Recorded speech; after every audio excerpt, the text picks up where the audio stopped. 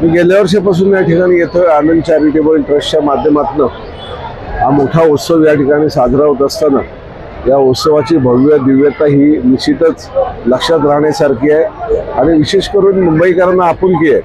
कारण माननीय आनंदी हे साहेबांच्या स्मरणार्थ या ठिकाणी हा सगळा दहीहंडीचा उत्सव होत असतो आणि अशा उत्सवामध्ये जाऊन त्या ठिकाणी दहीहंडी फोडणं हे प्रत्येक मुंबईकराला अभिमानाची गोष्ट आहे आणि प्रत्येक मुंबईकर या ठिकाणी येण्यासाठी धडपडत असतो.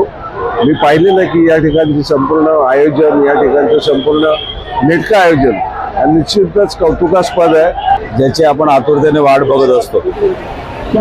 या उत्सवाची सुरुवात तुम्हाला माहिती असेल धर्मवीर आनंदीगे साहेबांनी केली.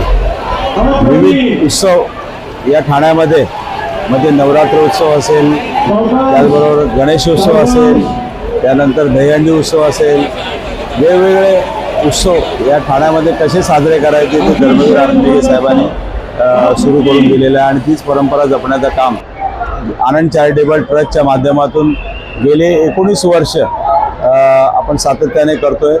यंदाचं 20वं वर्ष आहे आणि तुम्ही बघितलं असेल या उत्सवामध्ये भाग घेण्यासाठी मुंबई असेल, नवी मुंबई असेल, पनवेल असेल, वसई असेल, विरार असेल, अशी सर्व मंडळं यामध्ये सहभाग होण्यासाठी इथे आलेले आहे आणि चांगल्या पद्धतीने हा संबंध उत्सव पार पडला.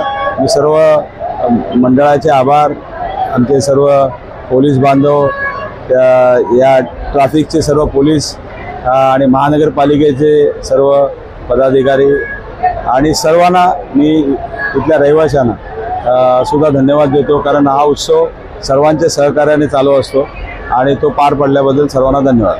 तर एक वेगळी चित्रपट या ठिकाणी दाखवली गेली, त्यामध्ये संपूर्ण महाराष्ट्राबद्दल सांगितलं, त्याबद्दल काय?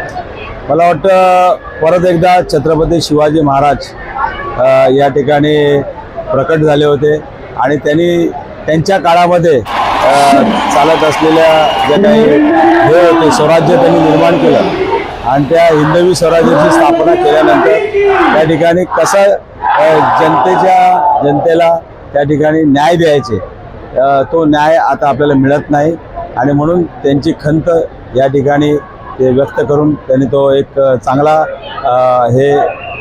प्रसंग या ठिकाणी उभारला होता.